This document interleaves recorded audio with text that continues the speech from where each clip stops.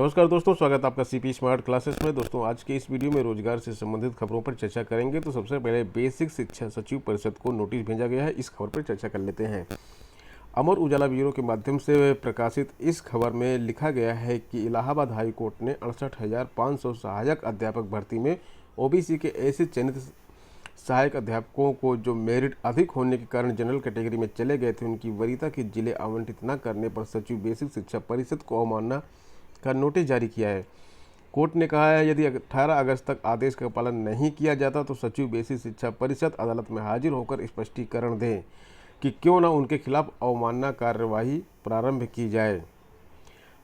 बादल मलिक और 11 अन्य की अवमानना याचिका पर न्यायमूर्ति जे मुनीर ने सुनवाई की। याचिकागण के अधिवक्ता सीमांत सिंह के मुताबिक याचिकागण ओबीसी कैटेगरी के अभ्यर्थी हैं। सहायक अध्यापक भर्ती में मेरिट में ऊपर होने के कारण वह जनरल कैटेगरी में चले गए, इसलिए विभाग ने उनको वरीयता वाले जिले आवंटित नहीं किए, जबकि उनसे मेरिट में काफ़ी नीचे के अभ्यर्थियों को वरीयता वाले जिले दिए गए हैं। याचिकागण ने अपने गृह जनपद को वरीयता दी थी। इस पर हाई कोर्ट ने 29 अगस्त 2019 को याचिकागण को उनकी वरीयता के जिला आवंटन का निर्देश दिया था। तो यह इस निर्देश का पालन नहीं किया गया। और एक अवमानना का और नोटिस है, वो है हाई कोर्ट के सचिव बेसिक शिक्षा परिषद प्रताप सिंह बघेल को अवमानना नोटिस जारी किया गया है। कोर्ट ने कहा है कि वह 18 अगस्त तक कोर्ट के आदेश का अनुपालन कर हलफनामा दाखिल नहीं करते हैं तो कोर्ट में हाजिर हों। कोर्ट ने संयुक्त निबंधक अनुपालन को आदेश की जानकारी सचिव को देने का भी निर्देश दिया है। यह आदेश न्यायमूर्ति जे मुनीर ने प्राथमिक विद्यालय उमरैन जिला औरैया के सहायक अध्यापक हिमांशु की अवमानना याचिका पर दिया है। शिक्षक भर्ती के बारे में बात करते हैं। 1.5 महीने बीते, एक कदम आगे नहीं बढ़ी आज। बात 69,000 शिक्षक भर्ती की हो रही है। 68,000 शिक्षक भर्ती में देखिए अभी तक एमआरसी का चक्कर चल रहा है। अब 69,000 शिक्षक भर्ती में जो है एसटीएफ की जांच आगे नहीं बढ़ रही है। चंद्रमा सिंह यादव और मायापति दुबे का कोई सुराग एसटीएफ को नहीं मिल रहा है। जांच ठंडे बस्ते में पड़ी हुई है। छात्र परेशान हो रहे हैं और इसमें किसी भी प्रकार की कोई भी प्रगति नहीं हो रही है। और यहाँ पे देखिए लिखा हुआ है, एसटीएफ ने विवेचना शुरू करते ही मामले में फरार चल रहे नामजद आरोपी मायापति दुबे के साथ ही नकल माफिया चंद्रमा सिंह यादव व प्रतापगढ़ के दुर्गेश सिंह की तलाश शुरू की। जिले में उनके हर संभावित ठिकानों के साथ ही आसपास के जनपदों में भी सुराग कसी कर कई जगहों पर दबिश दी, लेकिन नतीजा सिफर रहा। ना तो पूर्व में टीईटी में सेंधमारी करने की कोशिश के आरोप में पकड़े गए नकल माफिया चंद्रमा का कोई सुराग मिला, ना ही 69,000 शिक्षक भर्ती परीक्षा में सेंधमारी करने वाले नकल गिरोह के सरगना केएल पटेल की सबसे खास करिंदे भट्टा संचालक मायापति के बारे में कोई जानकारी मिली। ऐसे में 1.5 महीने से ज़्यादा का समय बीतने के बाद भी एसटीएफ की कार्रवाई आगे नहीं बढ़ सकी है, जिससे मामला ठंडे बस्ते में जाता नज़र आ रहा है।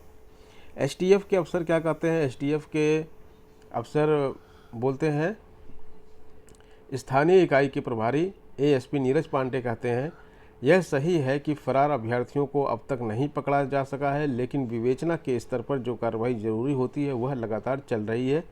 फिलहाल न्यायालय बंद है, ऐसे में एलबीडब्ल्यू समेत अन्य कार्रवाई लंबित है। कोर्ट खुलते ही इसके लिए अर्जी दी जाएगी, जबकि फरार आरोपियों की तलाश में टीमें लगी हुई हैं।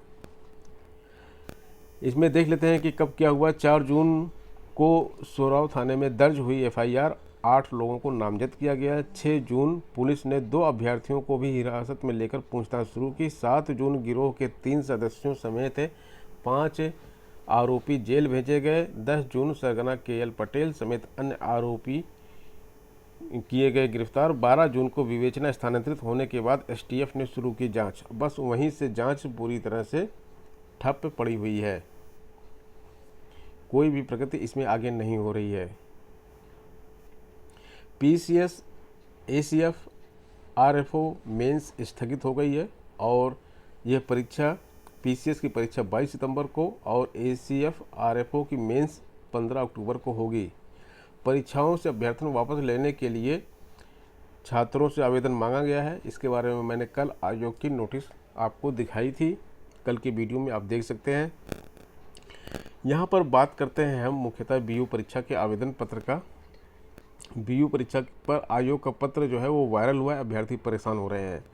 ये पत्र भी मैंने कल आपको दिखाया था और इसमें कहा गया है कि सभी समन्वित पर्यवेक्षक अपने जिले के संबंधित नोडल अधिकारियों से संपर्क कर आवश्यक समन्वय सहयोग स्थापित कर लें, जिससे 16 अगस्त को प्रस्तावित बीयू की प्रारंभिक परीक्षा सकुशल संपन्न कराई जा सके। हालांकि 16 अगस्त को रविवार है और प्रदेश में हर शनिवार एवं रविवार को लॉकडाउन घोषित कर रखा है। आयोग के सचिव जगदीश का कहना है कि परीक्षा निर्धारित समय पर कराए जाने के लिए दिशा निर्देश दिए गए हैं।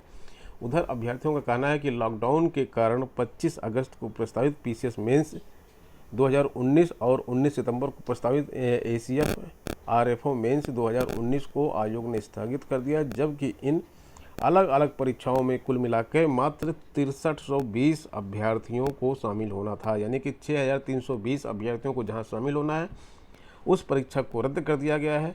25 अगस्त को शनिवार या रविवार भी नहीं है, उस दिन मंगलवार है, फिर भी पीसीएस की मुख्य परीक्षा स्थगित की गई। जबकि 16 अगस्त को रविवार है और बीयू की प्रारंभिक परीक्षा में 4.5 लाख अभ्यर्थियों को शामिल होना है, फिर भी परीक्षा करवाई जा रही है। तो यह कैसे संभव है और आयोग यह सब कैसे कर रहा है।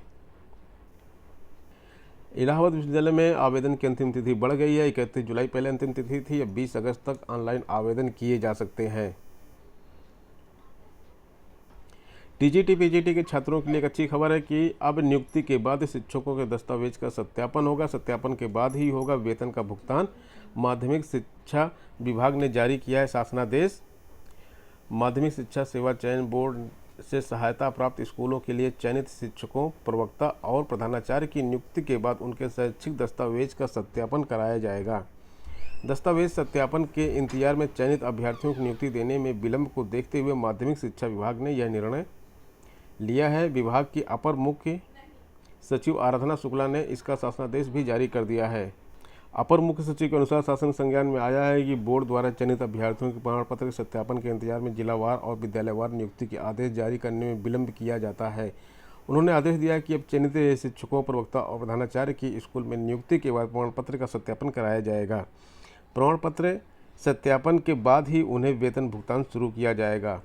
इसी तरह का आदेश एलटी ग्रेड के छात्रों के लिए क्यों नहीं किया जाता। एलटी ग्रेड के छात्रों के लिए भी अगर ऐसा आदेश कर दिया जाए तो उनकी भी समस्याएं दूर हो जाएं, ज्वाइनिंग उनको मिल जाए और सत्यापन बाद में चलता रहे। सत्यापन होने के बाद ही उनको वेतन दिया जाए।